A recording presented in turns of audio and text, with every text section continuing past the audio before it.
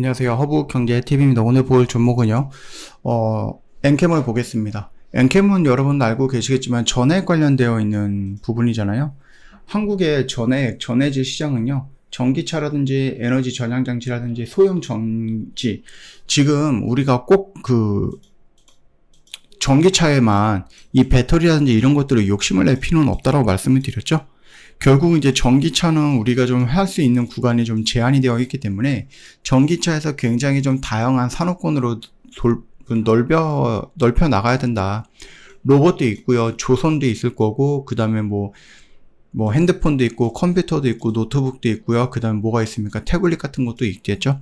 그뿐만 아니라 좀 여러 가지 것들이 있습니다. 그렇기 때문에 꼭 내가 무조건 이제 2차 전지는 전기차에 들어가는 그런 것들만 가지고 가야 된다 라고 생각할 필요는 없다. 조금 더 열린 마음으로, 관점으로 2차 전지 시장을 좀 봐야 된다고 생각을 하긴 합니다. 일단은 계속해서 이제 이 소비자 가전이라고 하는데, 거기다가 좀 에너지 저장 장치도 AI 성장이 함께 같이 성장하게 되죠. 그러다 보니까는 전기차라는 그 개념에서 좀 벗어날 필요는 있겠다. 이런 것들을 놓고 보면은 수년간 견조한 성장이 조금 기대가 되는 거죠. 전액 같은 경우는. 일단 작년까지만 해도 한국 전해질 시장 규모가 9억 달러 정도로 평가를 받고 있었는데, 내년 이후 2033년까지 연평균 거의 한 7에서 8% 정도 성장을 한다고 하네요. 그래서 2033년이 되면은 17억 달러 정도의 규모로 시장이 형성이 될 거야 라고 보고 있네요. 우리가 전액 쪽으로 연결이 되어 있는 기업들 뭐 여러 가지가 있겠지만은 그 중에서 우리가 엔캠을 빼놓을 수는 없는 부분이죠. 글로벌 전해질 시장 같은 경우는 올해 한 83억 달러 정도인데 2030년까지는 153억 달러로 연평균 우리나라보다 더 크게 성장을 합니다. 12.8%, 13% 정도 성장할 거로 보고 있어요. 이 우리나라 같은 경우는 뭐 LG에너지솔루션, 삼성 SKI, 그 다음에 뭐 SK온이라든지 굉장히 커다란 3대 회사가 있잖아요. 그래서 국내 완성차 배터리 업체의 대규모 뭐 장기 자동차라든지 아니면은 뭐 에너지 저장 장치 투자 확대가 이루어질 것으로 좀 보고 있습니다. 물론 지금의 분위기상으로 놓고 보면은 투자 확대가 이루어진다라고 해도 대규모 투자라든지 대규모 자금을 막 도입하거나 그러긴 조금 어려울 것 같아요. 왜냐면은 지금 2차 전지들 시장이 전반적으로 좀 침체이기는 합니다. 근데 일단은 우리나라 뭐 이재명 정부가 들어서면서 원전도 원전이겠지만은 그 신재생 에너지를 조금 중시한다, 에너지를 전환하겠다 막 이런 식으로 얘기를 했거든요. 그러면 신재생 에너지의 단점이 뭐냐라고 했을 때, 단점이 에너지가 일정량을 꾸준하게 만들지 못한다라는 거예요. 뭐 비가 온다든지 바람이 안 분다든지 아니면 뭐 먹구름이 든다든지 그럴 때 태양 풍력에서 에너지를, 내가 100이라는 에너지가 매일같이 필요한데 이 태양이든 풍력이든 매일같이 100이라는 에너지를 꾸준하게 만들어내지 못하는 부분이죠. 그래서 같이 성장을 해야 되는 부분이 에너지 저장 장치다라는 부분이에요. 그래서 신재생 확대에 따라서 에너지 저장 장치 ESS의 설치가 증가가 되면은 거기에 필요한 뭐가 있다? 우리나라 이 배터리라든지 이런 거 역시도 충분히 크게 성장할 수 있고, 어떻게 보면은 뭐 자동차가 더 여전히 파이는 크겠죠. 자동차가 덩치는 더 크겠지만 그럼에도 불구하고 자동차 하나만 있는 것과는 차원이 다를 거다라고 보시면 됩니다. 고전압이라든지 고에너지 밀도 배터리 설계 확대에 따라서 내연성이라든지 난연성이라든지 첨가제 등 첨단 전해질 기술에 대한 부분들도 필요할 거예요. 지금 단순하게 보여지는 이 전액 말고 이것보다 더 좋은 것들, 우리 전고체 배터리라든지 이런 것들이 이야기가 많이 나오는 이유가 화재라든지 안정성이라든지 이런 것들에 대한 부분이잖아요.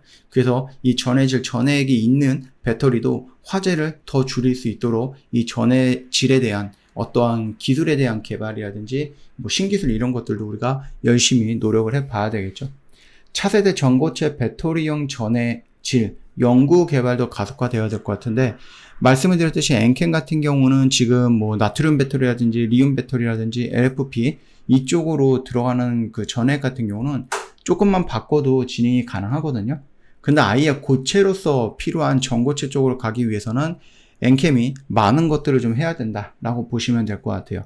앞으로 뭐 전고체 같은 경우가 좀 더 성장을 하긴 하겠지만 그렇다고 해서 아예 뭐 리튬이라든지 나트륨이라든지 LFP 이런 것들이 필요 없는 세상은 아니거든요. 그러니까 뭐 전고체는 전고체대로 가되 전해에 필요한 그쪽 배터리 쪽은 이 엔캠이 열심히 해가지고 뭐 누구도 넘볼 수 없는 그런 위치까지 올라가면 되지 않나라고 생각을 합니다.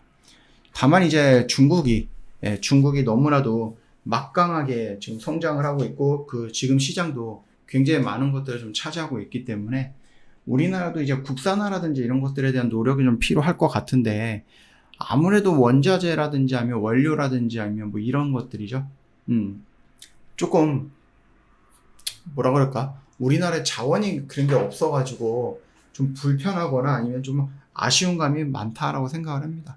우리나라도 좀 막 이렇게 광물 자원들이 많이 있는 그런 땅덩어리를 갖고 있었으면 그나마 우리가 조금 더 뭐 중국이랑 좀 덤벼 볼 만할 텐데 그런 것들이 없어서 좀 아쉬운 부분이 있다라고 생각을 하고 있고요.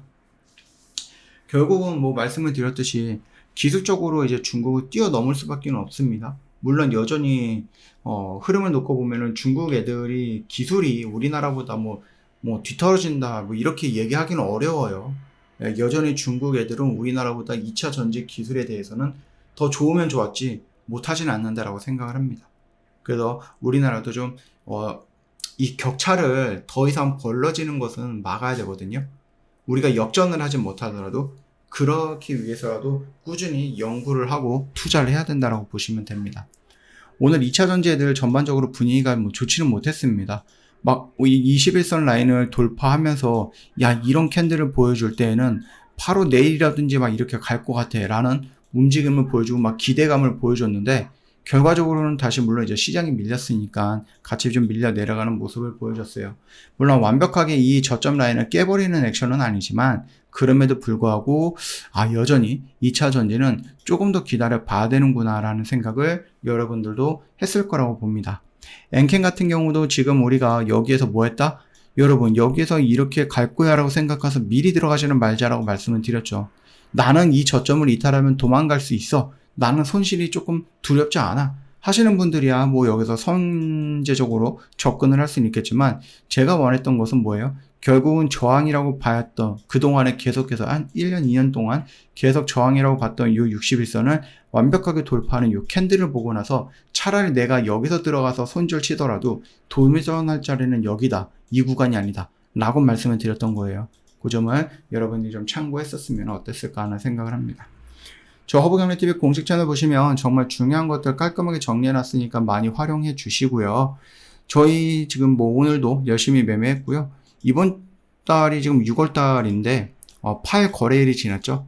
그래서 저희가 또 열심히 또 파일 거래일 동안 매매했던 것들을 이렇게 여러분들한테 보여드릴 수 있어서 다행이고요. 시간이 정말 많이 지난 것 같아요. 저희 허브경제TV가 뚜벅뚜벅 열심히 뭐 한 목표를 향해서 걸어왔는데 그게 벌써 5년이 되었습니다. 이 5년이라는 시간 동안에 코로나도 터졌죠. 러시아 우크라이나 전쟁 터졌죠. 금리가 인상되어서 시장 개박살 났죠. 그 다음에 뭐 트럼프가 다시 등장해서 긴장을 하게 되었죠. 그 다음에 우리나라에 뭐 비상계엄이 있었고 탄핵이 있었고 대선이 있었고 와 정말로 진짜 어마어마하게 많은 이야기건 많은 사건들이 있었단 말이에요. 그 와중에도 저희 허브경제TV 열심히 걸어왔습니다. 그러면은 아니 우리가 중간에 멈추지 않고 5년이라는 시간 동안에 꾸벅꾸벅 열심히 걸어왔으면 여러분들 저희 뭐 스스로 우리 잘했어 이렇게 칭찬해도 되지 않겠습니까? 그래서 저희가 다음 주에 뭐 합니까? 5주년 이벤트 진짜 성대하게 열 거예요.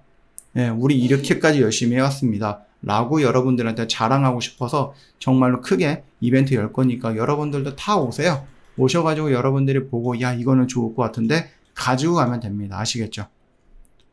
영상 댓글에 링크 타고 저희 공식 채널 들어오신 다음에 맨 밑에 뭐가 있습니까? 문의하기 있으니까 클릭하시고 오시면 될 것 같아요.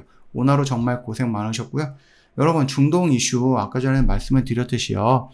뭐 충돌이 뭐 한두 번 일어나는 것도 아니고요. 뭐 이번에는 심각하다 뭐 이렇게 생각할 수도 있는데 매번 그랬어요. 매번 뉴스 나올 때마다 저번과는 다르다 저번과는 다르다. 그래도 그런 이슈들이 우리나라 시장을 일주일 내내 한 달 내내 좀 침묵하거나 아니면 밑으로 끌어내리는 그 정도의 영향력을 주지는 못했다라고 보시면 되겠고 특히 우리나라 시장 지금 완전히 불장이거든요. 굉장히 강한 시장이에요.